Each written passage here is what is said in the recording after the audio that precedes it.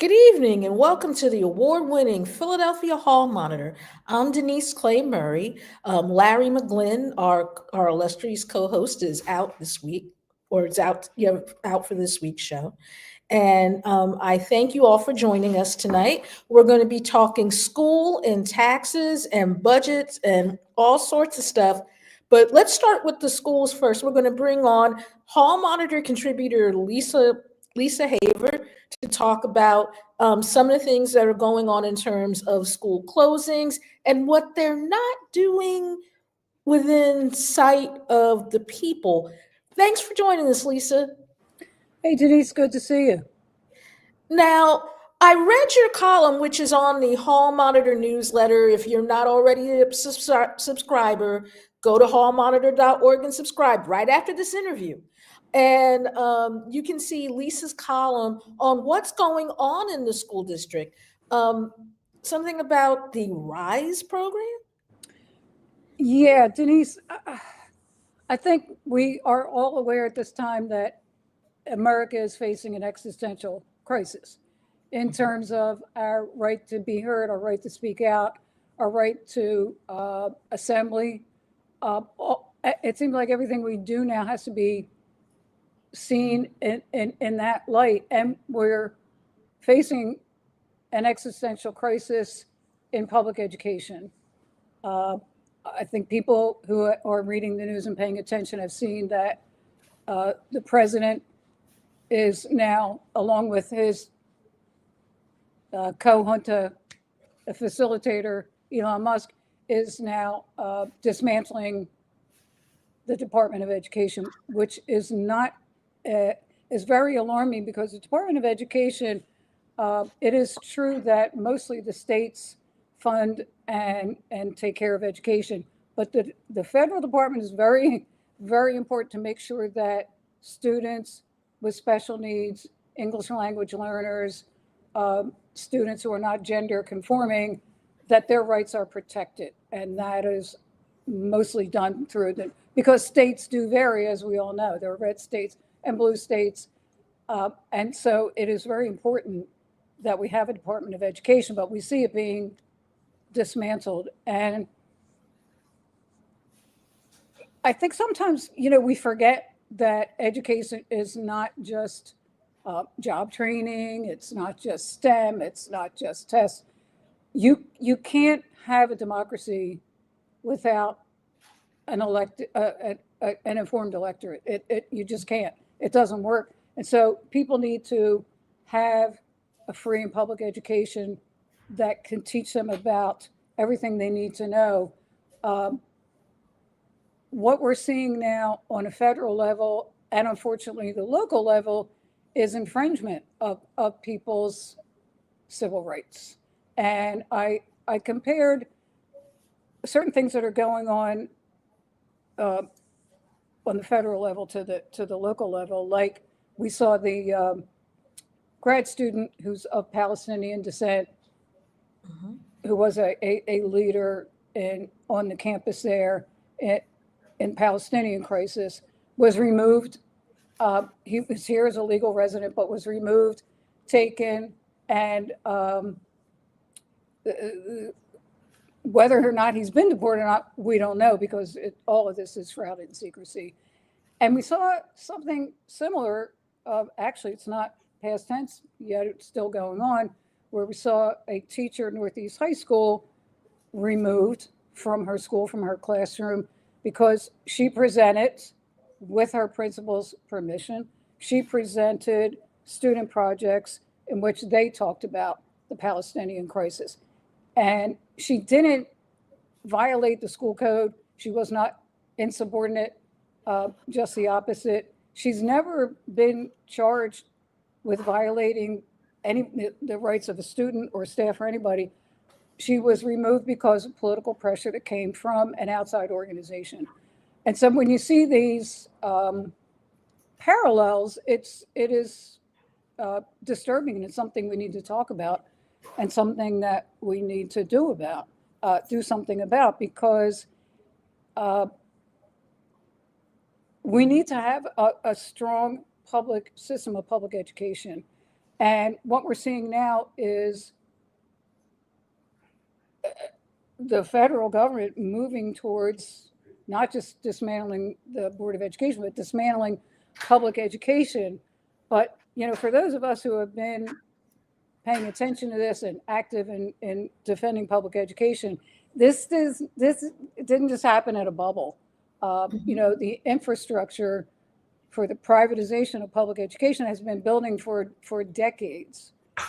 And what we've seen is maybe like the death by 1,000 cuts over 25 years to now like, okay, we're just going to voucher you, into oblivion, because what Project 2025 is proposing basically is the end of public education. But many people have been fighting to save public education from the forces of privatization for many, many years. And that Project 2025 is kind of like the end point of the neoliberal free market ideology that says the solution, if you want to use that word, solution to every problem is the free market and is the privatization of public assets. And obviously that has not worked, but the Trump White House and his junta mate are going full speed ahead on that. Now, how does that impact Philadelphia, though, in Project Rise? Is this a form of privatization of schools? And if so, what form has it taken? Because I know whenever I talk to charter school folks, they remind me that they are public schools. Oh, charter schools are public schools. I said, but you're only public schools in certain ways. You're only public schools in ways that you want to be public schools. You can't say that you're a public school when you don't conduct yourself like one. Is that correct?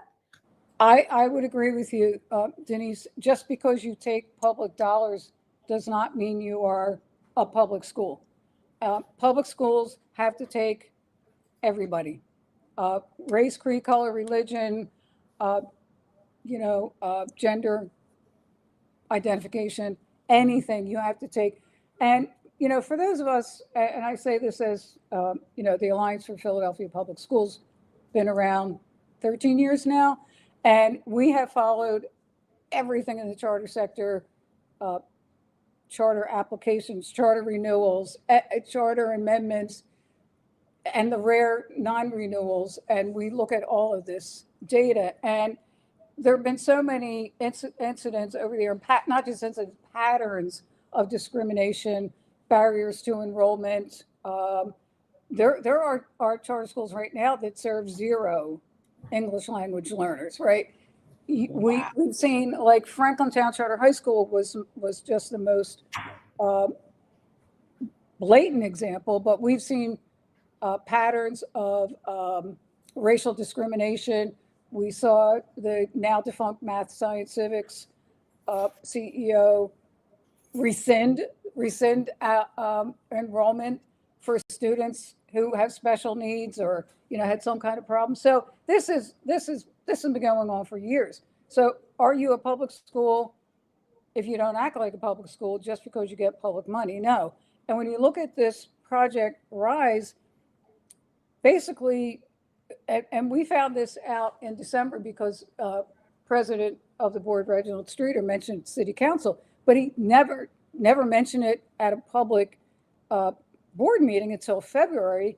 The convening took place in October, and you could say by the documents, and APS had to file a right to know request, and we got the documents, the agenda, the remarks, etc.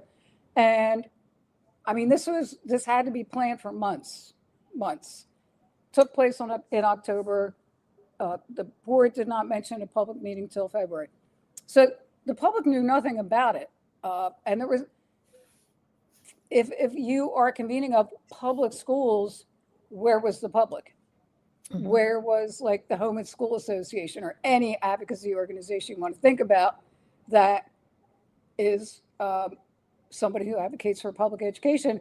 Where were they? If this is a convening of public school administrators, where was the public? And it's really disturbing. And it wasn't just charter administrators. It was people from charter lobbying organizations like Philadelphia Charters for Excellence and Elevate 215, which is the former Philadelphia School Partnership, which are very, very steeped in the ideology of, privatization. We have one charter, I don't think he's an administrator anymore, a charter founder who often invokes Milton Friedman, who's like the father of the whole neoliberal free market ideology. And I don't think it's a coincidence that this person who quotes Milton Friedman founded a charter school with Janine Yass, who is the wife of Jeffrey Yass. And Jeffrey Yass, of course, with his billions and billions and billions of dollars, and through his Commonwealth Foundation, has been a major funder of privatization, which now is a lot of the money is going toward vouchers, which would take much more money away from public schools. So why is the Board of Education holding a private convening with vendors and charter operators? The agenda, if you look at it, which was pretty sparse, was we're going to make schools better. RISE is reimagining school excellence. Well, I mean, I don't know. The board doesn't say much when you come up to speak.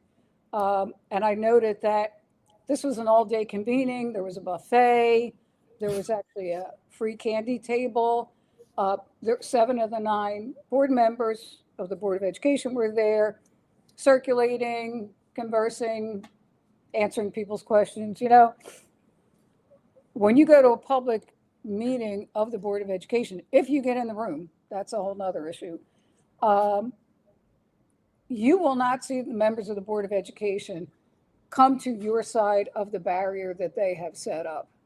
They're not circulating, they're on the other side of those ropes, and they stay there, and we have to be on our side. And if you venture even towards there, you will find yourself face to face with the security guard.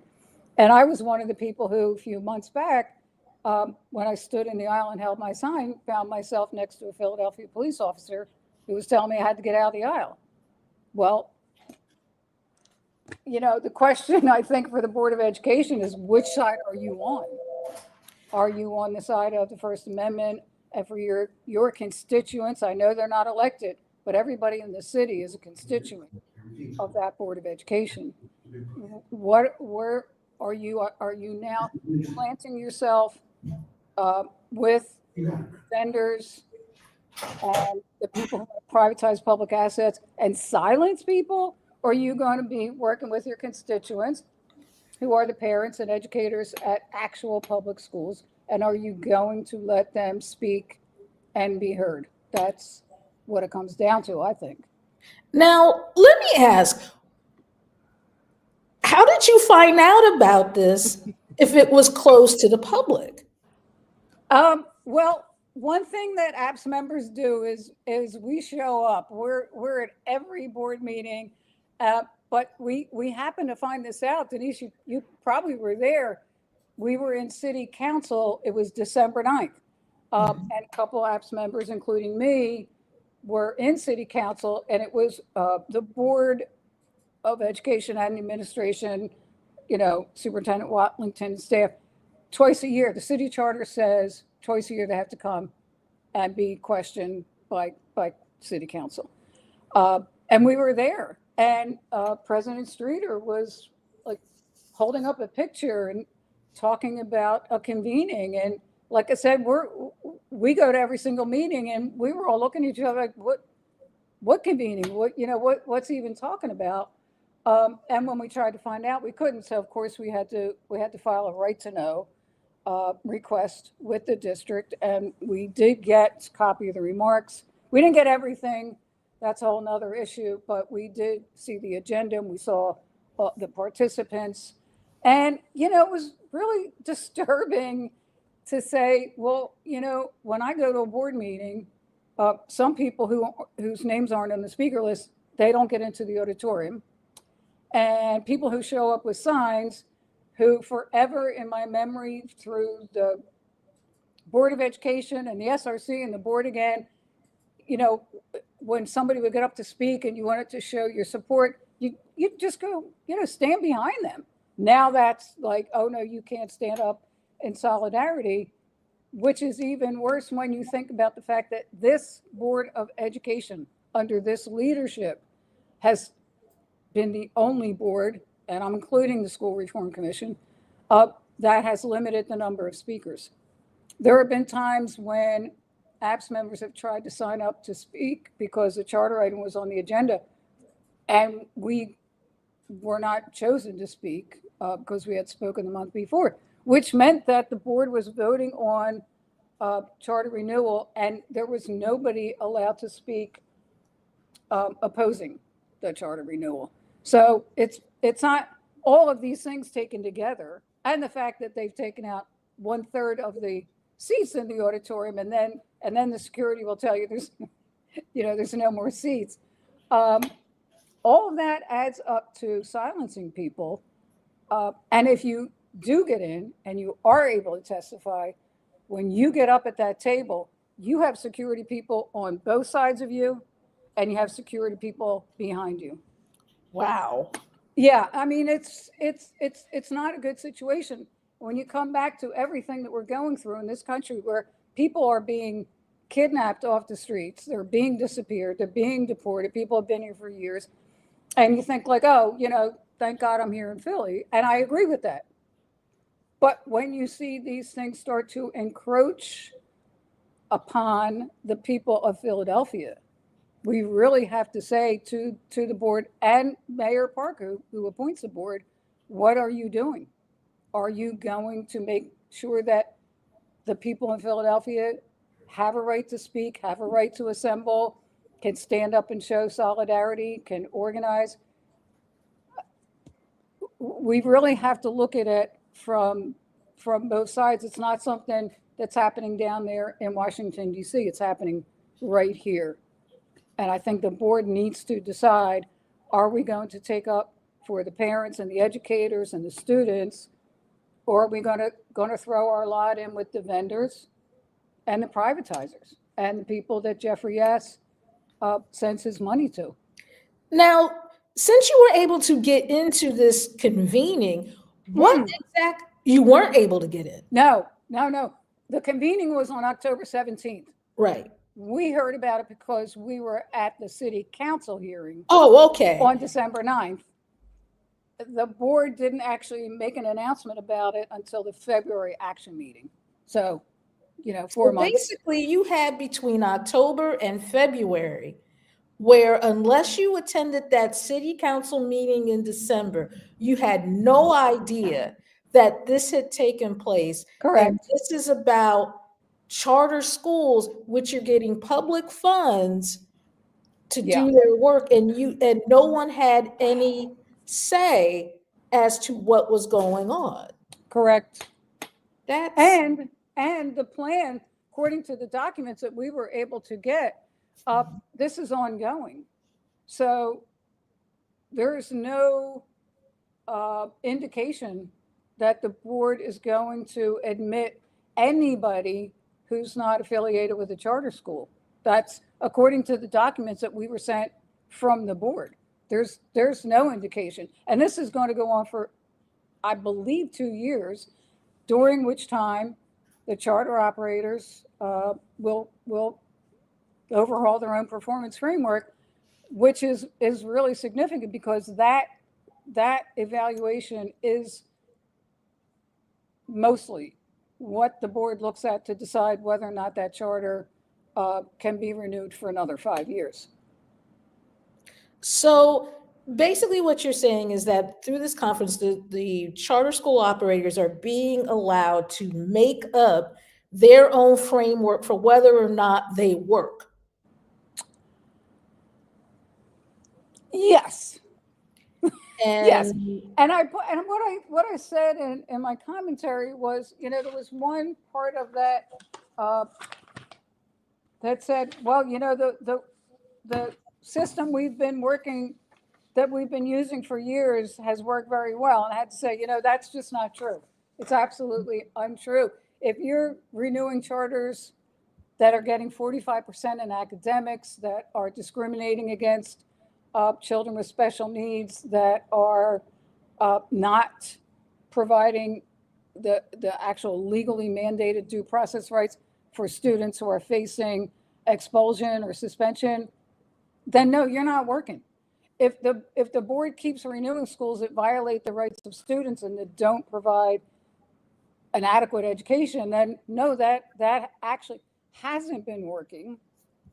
And so why would we want to make it even easier for charter operators to violate the rights of students and not provide an adequate education? Now, has anyone, have there been any legal challenges issued to any of this stuff? To the Rise Up in particular, or Well, no, to the fact that people have not been allowed to comment on it. No, and it's really difficult, and I know we gotta wrap this up. So I'll just remind people that as the board is moving to close public schools, neighborhood public schools, the people in the city, whether you're a student or a parent, you have no legal standing in that matter. You can try to go to a hearing, you can write a letter to the board. You have no legal standing. You can't go and sue the district because they closed your kid's school or is about to. Charters, through the Pennsylvania charter law, have a very, very extensive legal proceeding.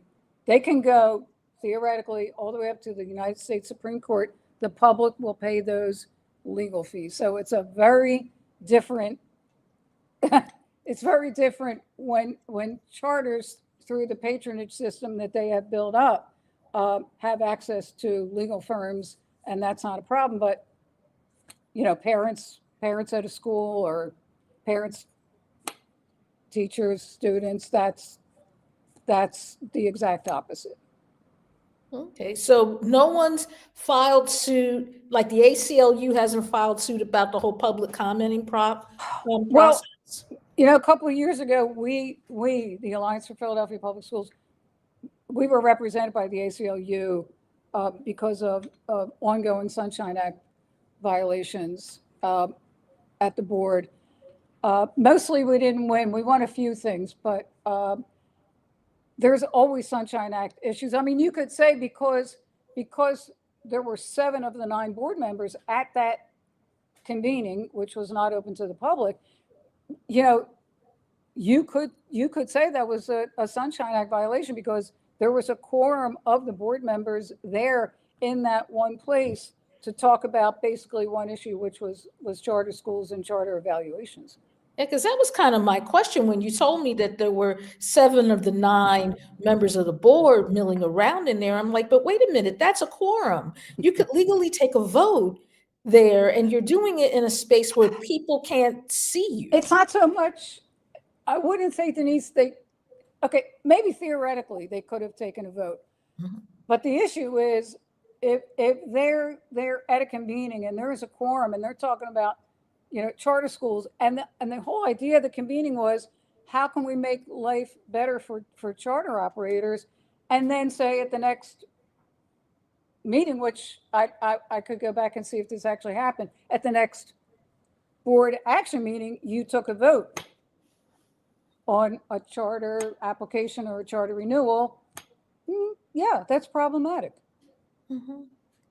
Well, before we let you go, tell everybody a little bit about APPS and how they can get involved and where they can find you all. We are the Alliance for Philadelphia Public Schools. We're a grassroots organization. And as I said, you can find us at any board meeting, whether it's an action meeting or a policy committee meeting, or we are there. And we're at appsphilly.net. And of course, you can find me about once a month on Hall Monitor. Exactly. And thank you so much, Lisa. Just one more quick question. When is the next school board meeting? Great. Yes, the next school board meeting is tomorrow. If you didn't sign up to speak, sorry. That deadline passed, but yeah, come on down. There's always something interesting going on in a board meeting, but the most important thing to do is to show up and stand up for your rights. That's the most important thing. Okay. Tomorrow at 4:00. Okay, thank you. So after you go to city council at 10 o'clock, you can go to the school board meeting at 4 and make sure that you know what's going on with all Yes. of your money. Because as we're going to talk about in a minute, Right. you'll find out that a lot of your tax money Yeah. goes to the school district, and you might want to know what they're doing with it. Well, let me just say quickly for people who are listening here, April 29th and April 30th are the days in city council where council will be talking about the school district budget. Mhm. And you can sign up to speak on the 30th. You have to call city council for that one. Yes.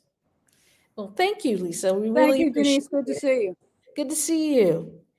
And as I said, we're going to talk a little bit about the budget, and specifically the fact that as part of the budget, there are going to be some tax changes. Some of them you're going to like, some of them you're not. But one of the tax changes that is going to be made is that more of the taxes, particularly the like real estate taxes and stuff like that, are going to go to the schools. They're going to raise the level of taxation that goes to the schools by 1 mil. Now, a mil, for those of you who don't know what that is a piece of real estate value. And each district and municipality has what they consider to be the value.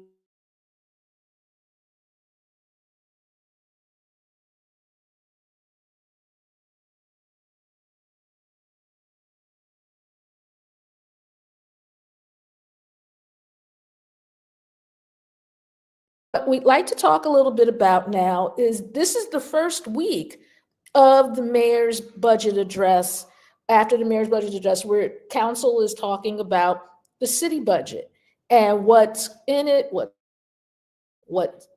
taxes are and what taxes aren't. And it started off with the mayor introducing her housing program. So we're going to get to that.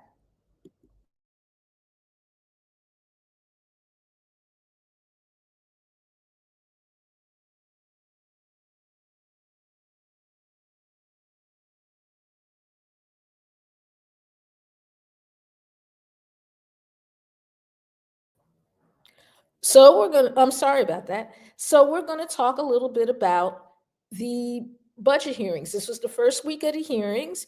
There was public comment at the end of today's hearings. And most of this week's hearings focused on the presentation of the budget itself and also some of the taxation that's involved with it. So here are some of the things that we learned as part of this. Well, first of all, the budget process started off with Mayor Sherelle Parker's unveiling of her home or housing opportunities made easy plan. Now, when we talked about the budget last week, we talked about among the things that the mayor presented was a request to make $800 million in bond requests to finance this program. Now, under this program, it would go toward building 13,500 new homes and rehabbing over 16,000 homes over the next 5 years. It would also require an increase in the real estate transfer tax. Now, that is not a real estate tax that you pay on your house. It's a tax for when you transfer land, and that would go up over the next 5 years with the goal of raising $173 million, which isn't bad. You know, Philadelphia's had a housing shortage for a while, and particularly in the area of affordable housing. And what's really going to be interesting to see with this plan is whether or not people can finally, at long last, agree on what affordable housing is. because that's something we've never been able to agree on when it comes to affordable housing here in the city. What's affordable for people who are making like 80 or 90 grand a year and affordable for someone making minimum wage are two different kinds of affordable. And as this process goes on, we'll have people on that can talk to us a little bit about why that is, because the way that they compute um, housing, what translates as affordable housing, is by what it means for the region and not necessarily just Philadelphia. But we'll get into that a little bit, later on in the budget process. Now, the day one of the budget hearings was Tuesday, yesterday. And you had folks, it was like practically Mayor Parker's entire cabinet was there, because city council chambers was packed, but it wasn't necessarily packed with, regular everyday citizens. You had folks from the police department, like Commissioner Kevin Bethel was there. You had folks from all the other departments, like, streets and services, clean and green, and everybody else. They were there to talk about what they want to do with the $6.7 billion budget that Mayor Parker has proposed. And according to the plan, you see there's going to be 1.76 billion in new operating investments and 1.47 billion in capital investments. Now, as we explained last week, operating investments, that's the day-to-day stuff. That's the stuff that you need to make sure that the city keeps running. Capital investments are larger things. Like, say, if Billy Penn fell off the top of City Hall and tumbled down and crashed to the ground, you'd have to replace Billy Penn himself, because if you don't, you'll never win another sports championship, or at least that's the superstition. But you also have to replace him, because when Billy Penn falls off the wall, he's left a hole in the top of City Hall, and you have to fix that. That's what happened with capital investment. That's the stuff that if you don't fix it, your city looks funny. Now, other highlights in day one, they talked about labor contracts, because right now you have like the police department and fire department and other departments here in the city that are up for contract renewals. So over the next 5 years, they've set aside $500 million to deal with that. Now, the wellness ecosystem, and we've talked about that a little bit on the show, is what's going on with the people who are dealing with drug addiction in Kensington and trying to find them help. Now, what you need to understand about what the folks in the park administration are doing at with their place that they're building on Street Road, that's not necessarily a rehab center. That is a center for people who have already gone through rehab and just need a place to continue, staying clean and getting the help they need. They're asking for $216 million for their operating and $175 million for the capital plan. And as I said, operating is day-to-day. Capital is actually building stuff. 2026, Philadelphia is going to be the center of the universe for at least over the summer. And you're going to have the World Cup, which is the FIFA World Cup soccer. And you also have the MLB All-Star Game at Citizens Bank Park. And on top of that, you also have the 250th birthday of the United States. And because of that, Philly is going to need to get some things together. Like when you have people come over to your house for Christmas dinner, it's going to be that kind of thing where you have to have people over, you have to have your house, you want your house to look nice.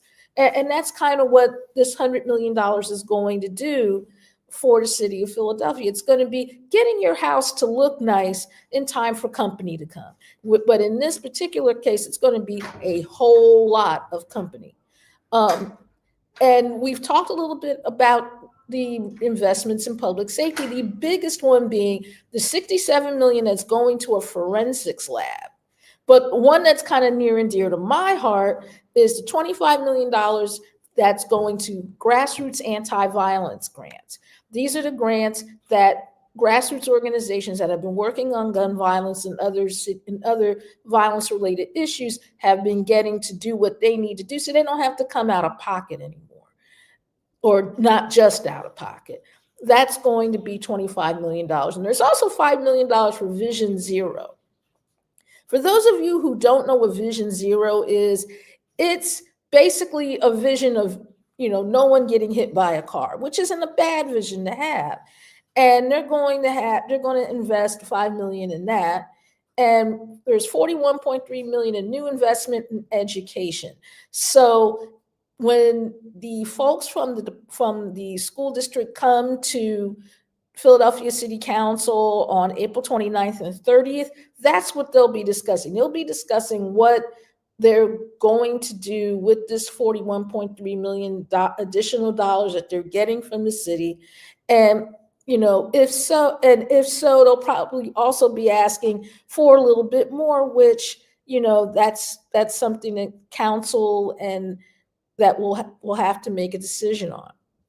There's also a $716 million operating support allocation for SEPTA, and $76 million more in capital support, because like I said, when 2026 hits and you basically have the entire world coming to your house for a bunch of special events, you especially want to make sure your mass transit system looks nice, because that's how these folks are going to be getting around. Some of them may rent cars, some of them may walk or ride Indigo bikes, but a lot of them are going to be getting on SEPTA trains and SEPTA subways and the L and different things. And you want things to look nice. You want them to, you want to not have it so, there's like trash all over the place, or, food garbage or whatever. So that is among the things that are going to be getting paid for in terms of operating and capital support.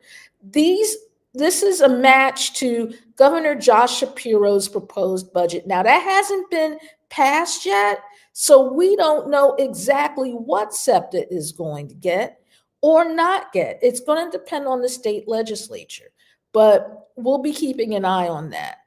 But one thing that everybody noticed was not included in the budget was the free transit program for low-income riders.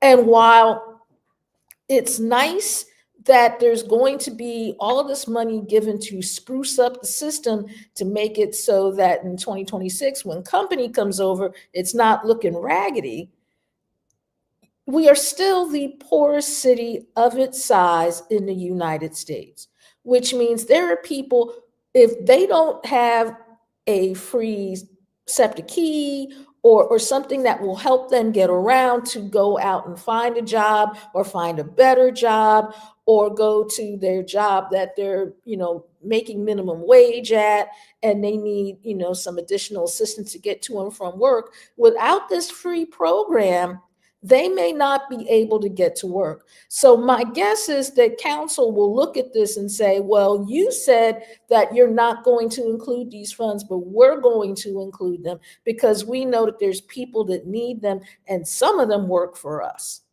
So it's going to be interesting to see what happens with that, but I don't think that that's going to stay out of the budget long. Now, much of what happened this week centered on taxes. After today's budget hearing, folks took public comment from, council had public comment, and most of it centered on taxes, or specifically tax cuts. If you remember, during the Kenney administration, there was a movement to cut the wage tax. They were slowly reducing it until COVID hit in 2020. And then once that happened and the city's budget was basically had to be ripped up and redone because of the financial hit that the city took about that, the push to lower the wage tax kind of slowed down a little bit.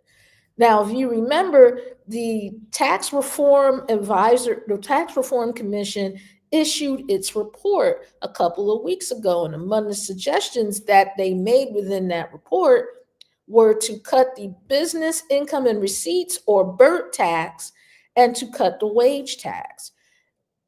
This budget includes cuts to both of those things. Over the next 5 years, they're going to be, if the plan goes according to plan, the wage tax would be reduced to 3.7% for residents and 3.39% for non-residents. Now, many of you, may not know that there is two different taxes, one for residents and one for non-residents. And this would reduce both over the next 5 years to the current numbers, to the numbers that I just said. Now, what it would also do is cut the BIRT slowly over the next 5 years until the city's pension funds, which are currently a little over 60% funded, are fully funded. Now, why is that important? Because if your pension is not fully funded and you suddenly have a bunch of people retire, you could drain the entire pension fund. So they want to get it fully funded so that when everybody decides they're going to retire, they can get their retirement check, because that's not too much to ask. Now, this set of cuts would also start under the current budget. And a lot of business folks, the Chamber of Commerce testified today to the fact that they think that cutting the BIRT in particular would help the city generate jobs and generate, the kind of business income that would lead to the city, getting off of that poorest city in America thing. Now, as you will see as we go on, there are some people who don't necessarily agree with that, but I'll get to that in a minute. Currently, the city exempts the first 100,000 in receipts from the BIRT, which means if you're a business and you make $300,000 profit, the first $100,000 you get to keep. You only have to pay taxes on the other $200,000. Now that sounds like it would be a good deal, but someone challenged it in court, and the city has decided that instead of going to court and fighting it, that they're recommending that this one that you no longer get to keep the first $100,000 tax free.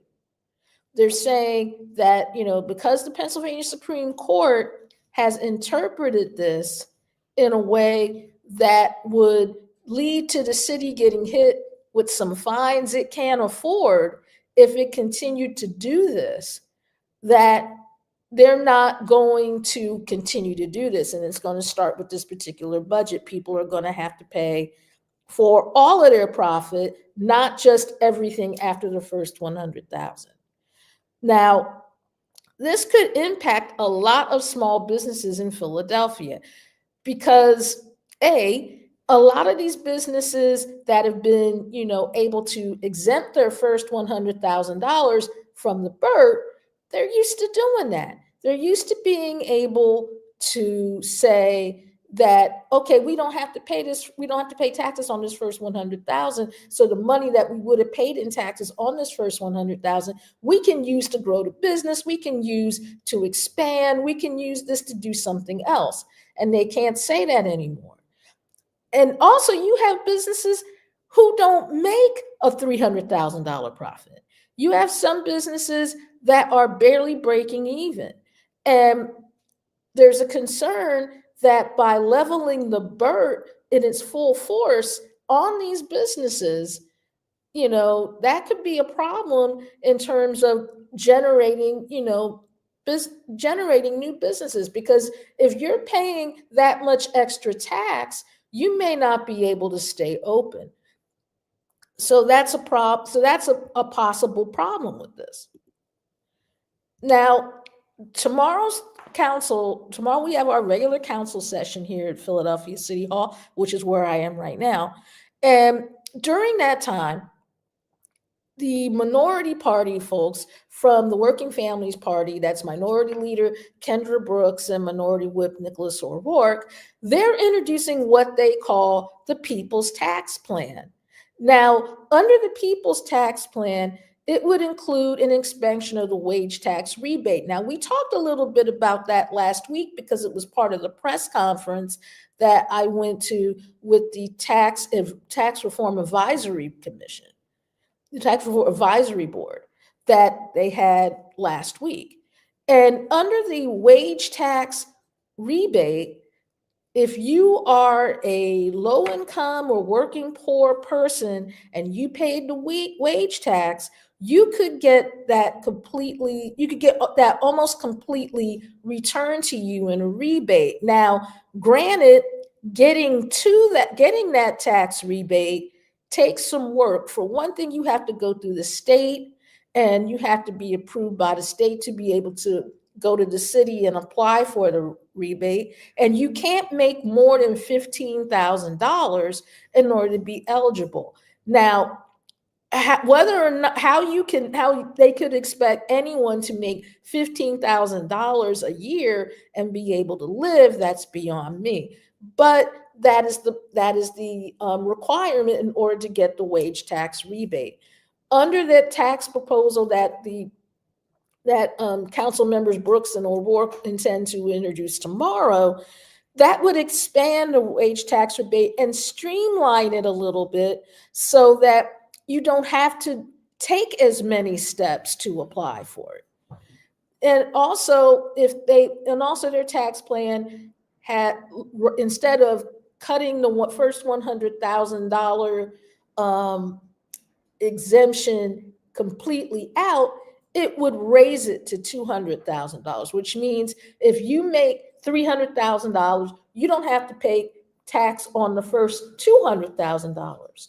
So that could possibly help your business grow, allow you to create jobs, and make it so you can even pay the people that are currently working for you more money, which is good, because again, we're all trying to get Philadelphia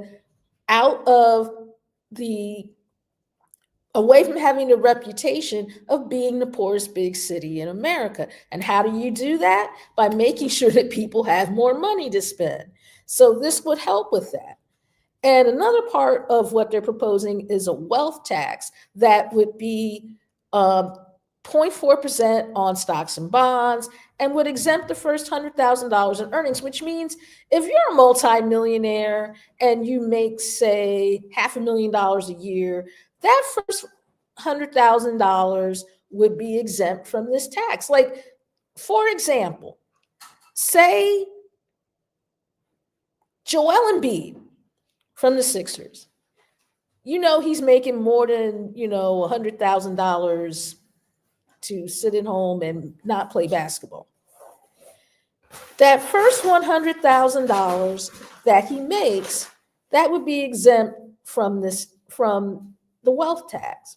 Everything after that, though, would be taxable. And let's face it, it's not an unpopular thing for people who are looking at the income disparity here in this country and seeing that the rich get richer and the poor are doing even worse. So while I'm not sure if that would get through council, and it's probably, it is going to be introduced, I'm not sure if it would get through council, but I think it's something that, probably at least needs to be talked about. Because of how long Philadelphia has been the poorest city of its size in the United States.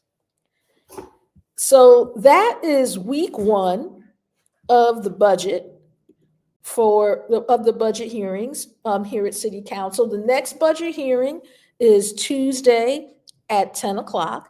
So if you would like to be a part of the process of what's going on in the budget and making sure that you know what your taxes are being spent on, how much of your taxes are being spent on those things, and what you can do to have a say, come to City Council and check out the hearings. If you would like to do public comment, go on the council website, which is phlcouncil.org and .com, and see how you can sign up to be a part of the proceedings and make your voice heard in that particular thing.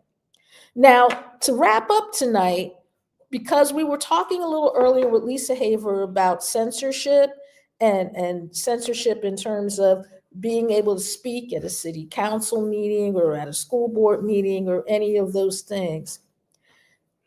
Last night, we all got word that Steve Wynn, who was a casino magnate, he used to have a casino in Atlantic City, it shut down, went to the Supreme Court and tried to get a piece of legislation, a piece of legal precedent that is really important to us here at Hall Monitor because we cover politics, repealed. And that piece is called New York Times versus Sullivan. New York Times versus Sullivan is a Supreme Court decision that governs libel cases. What it does is it says if you are a famous person or what we call a multiple purpose public figure, you have to be able to prove actual malice in order to be able to sue a news organization and prevail in court. Now, what does that mean? That means you have to be able to prove that not only were you libeled by this person, but that this person meant to libel you because they published or recorded something about you that they knew was false. And they either turned it into an article or broadcast it on a television station or a radio station on purpose. And luckily, the Supreme Court said, we're not even going to take this case up because we think it's ridiculous. But this is important for everyone to know about because right now we have a group of folks in Washington who do not think that you should be able to say anything about anything they do. They think if you're at all critical of anything they do, you should either be arrested, deported, or otherwise have your speech restricted. Right now at the University of Pennsylvania, there is research that they were doing there that was getting paid for with a federal grant, that the grant has been taken away in a way to restrict their speech. It's already happened at Columbia University, where you have $400 million in federal funding that these people were using to do research taken away.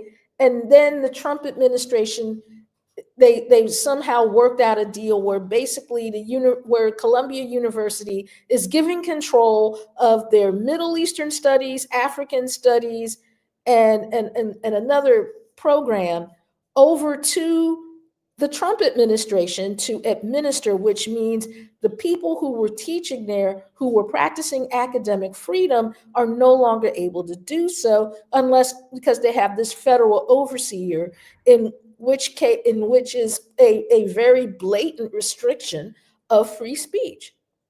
But why knowing New York Times versus Sullivan is very important for you as listeners to this program is because if you're out and you're protesting and you're saying that this administration has done something heinous and bad and that's what you're protesting, if New York Times versus Sullivan wasn't in place, they could sue you for libel.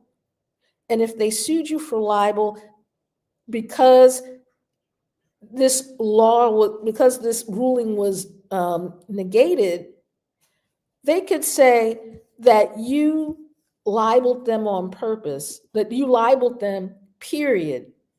And you wouldn't be able to say, well, no, I didn't libel you, or no, I didn't libel you on purpose. And because you're a public figure, you can't sue me. It's something that news organizations rely on heavily, especially folks like us here at Hall Monitor, because we cover people who sometimes make very unpopular decisions, and we bring on the people who will tell you that they're unpopular and why. So please keep an eye on what the federal government is doing in the area of free speech, because while it may start out as just not being able to speak at a school board hearing, or not being able to speak in city council, or not being able to speak in all of these government organizations where by First Amendment law, you should be able to speak, it can turn to something else. And because it turns to something else, particularly in this climate, you can be sued out. You could be sued out of your right to speak. And if you're taking on a billionaire like an Elon Musk or Donald Trump, both of whom are extremely thin-skinned people with a whole lot of money and the lawyers to prove it, if you're taking on those people and you don't have the money or the lawyers to fight for yourself, you could get in real trouble. So I wanted to bring up this lawsuit with the Supreme Court and Steve Wynn, which thankfully the Supreme Court didn't take up because that is going to happen more than once throughout the next 4 years. And at some point, the Supreme Court is going to get enough people to approve listening to a suit related to this to where it could become a problem. Right now, they only have 2 people, Clarence Thomas and Samuel Alito, who have entertained this. And if you know anything about what these 2 men have done while members of the Supreme Court, that won't surprise you a whole lot. But because it hasn't happened yet, doesn't mean it's not going to happen. There were a lot of folks that believed that we would never be talking about getting rid of the Department of Education. And now we are. There were a lot of folks that thought that we would never talk about getting rid of the executive order governing civil rights that Lyndon Johnson signed into law in the early 1960s. And yet that executive order has been nullified.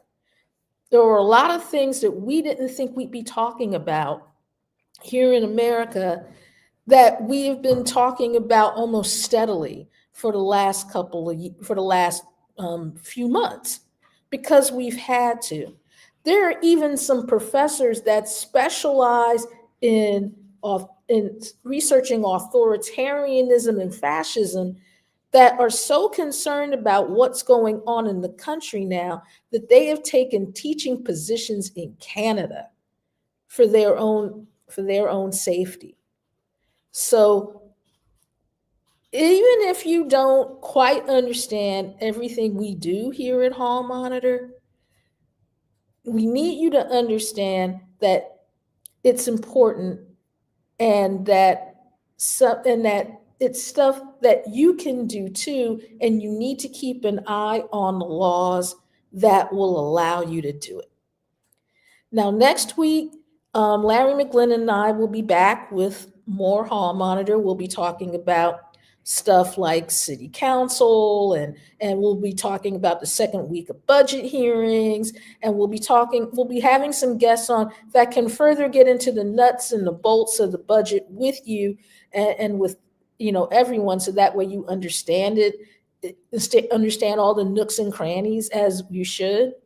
But we're also going to continue to talk about the ways that you need to protect your own freedom of speech. So until then, we'll see you next week. I'm Denise Clay-Murray, and have a good night.